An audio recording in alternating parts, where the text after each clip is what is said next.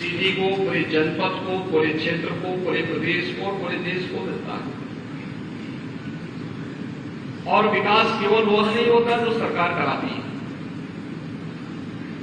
सरकार आपको अच्छा इंफ्रास्ट्रक्चर सड़क के रूप में, रेल के रूप में, मेट्रो के रूप में, या कोई अच्छा कारखाना, कोई अच्छा हॉस्पिटल, कोई अच्छा मेडिकल कॉलेज बना करके देती है, दे सकती है। लेकिन निवेश वह भी है जो निजी क्षेत्र में किसी के द्वारा कोई प्रतिष्ठान खोलकर, दुकान खोलकर, कोई मॉल खोलकर, कोई उद्योग लगाकर, कोई हॉस्पिटल बनाकर, कोई इस प्रकार के बैंक्वेट हॉल बना करके, कोई होटल बना करके दिया जाता है, क्योंकि यह ढेर सारे लोगों को रोजगार के साथ जोड़ता है। और आज के समय में व्यक्ति सरकार पे निर्भर न होकर के अपने स्तर पर न केवल आर्थिक स्वावलंबन की ओर बढ़ रहा है, बल्कि 10 नए लोगों को भी आर्थिक रूप से सफल प्रदान कर रहा है, उनकी रोजी रोटी चला रहा है। ये बहुत अच्छा प्रयास होना चाहिए और इसका स्वागत करना चाहिए।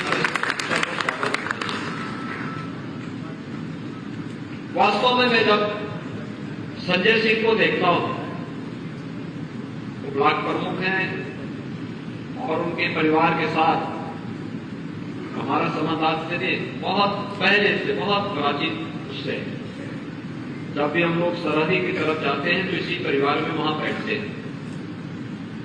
आज से नहीं, महाराज जी 5 बार मानीराम विधानसभा क्षेत्र से विधायक थे और तब भी सरहदी में उन्हीं का परिवार था जहां पर लोग बैठते थे, जाते थे। मैं भी जब सांसद बना तो सरहदी क्षेत्र में आसपास के गांवों के लिए वो एक ठिकाना होता था जहां पे लोग बैठते थे। लेकिन अपनी सहजता, अपनी सरलता को उन्होंने नहीं छोड़ा। अपने स्वयं, अपने प्रयासों से, अपनी मेहनत से उन्होंने अपना कारोबार शुरू किया, अपनी मेहनत से आगे बढ़े और आज उसका परिणाम है कि ब्लॉक प्रमुख भी है और साथ साथ सिटी के अंदर भी इतना अच्छा इंफ्रास्ट्रक्चर देकर के कार्यक्रम है, मांगलिक कार्यक्रम है और भी ऐसे तमाम प्रकार के कार्यक्रमों को लेकर के वे आगे बढ़ते हैं। गोरखपुर का जब नवसृजित ब्लॉक भरोइया आया तो भरोइया में हम लोगों के सामने था ब्लॉक प्रमुख कौन बनेगा। तो सरहदी गांव भी उनके ही इसी ब्लॉक में विकास खंड के अंदर आया।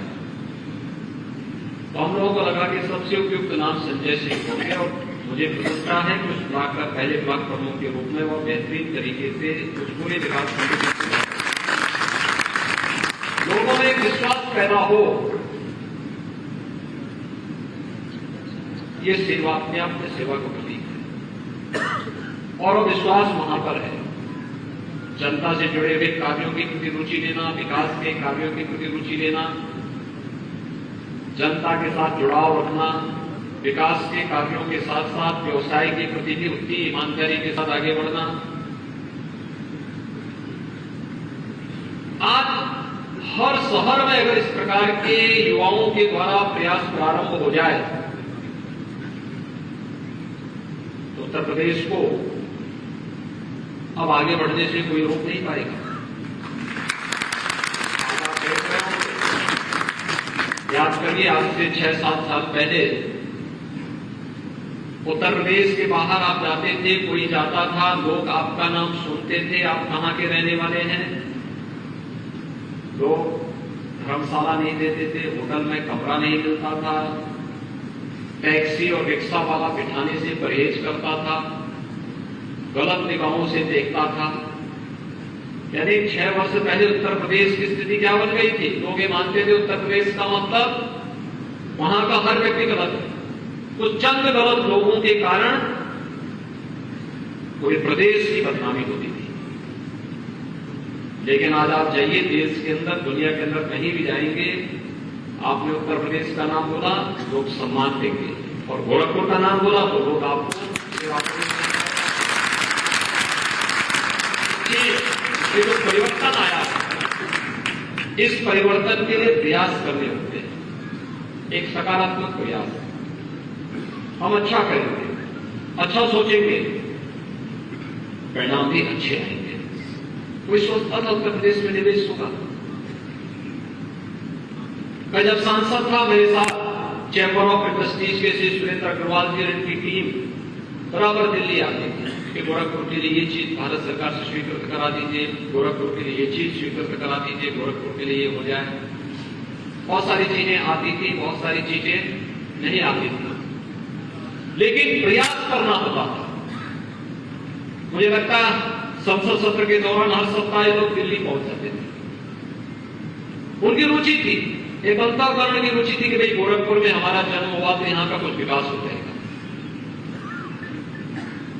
और हम लोग भी तरसते थे कि गोरखपुर में भी कुछ विकास हो जाए। लेकिन आज गोरखपुर में तो विकास हो ही रहा है। आपने देखा होगा पथ कारखाना फिर से चालू हो गया। आज आप शाम के समय कभी निकलिए, अंधेरी रात हो, तब फर्टिलाइजर की तरफ आप देखिए, आपको लगेगा कि आप किसी विदेश में आए हैं। वहां की साइनिंग, वहां की लाइटिंग आपको लगेगा। आप जब कहीं दूर से देखेंगे रामगढ़ ताल को, नजदीक जाएंगे तो वहां शाम के समय काफी भीड़ भाड़ रहती है, लेकिन दूर से भी देखेंगे लोगों को लगेगा कि भाई ये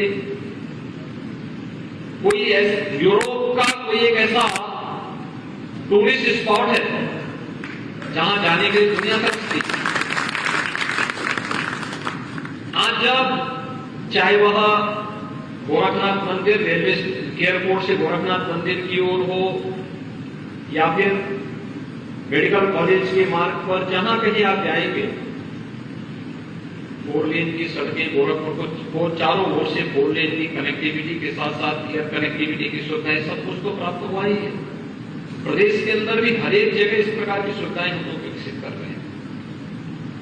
लेकिन विकसित होने के साथ साथ जिस निवेश के लिए पहले हमारे समाज के कुछ चुनिंदे बुद्धिजीवी और प्रबुद्ध जनों को बाहर जाकर के लगातार प्रयास करना पड़ता था, आज बिना किसी प्रयास के वह निवेश गोरखपुर और प्रदेश के अंदर होता हुआ दिखाई दे रहा। आप अनुमान करिए, देश के अंदर इन्वेस्टर समिट अनेक हुए,